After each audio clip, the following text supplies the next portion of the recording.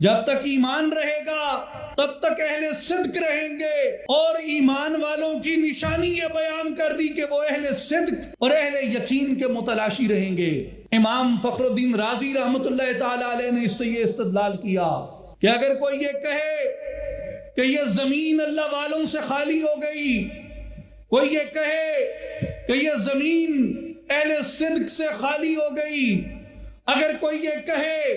کہ یہ زمین اللہ کے نیک بندوں سے خالی ہو گئی، تو بنیادی طور پہ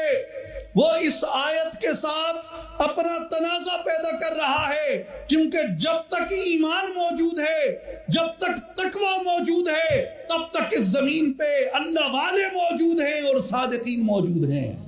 اور تب تک ایمان والوں کے اوپر ان کی تلاش کرنا، ان کی جستجو کرنا، وَكُونُوا مَعَ الصَّادِقِينَ، اور ان کے ساتھ ہو جانا اللہ نے لازم قرار دے دیا۔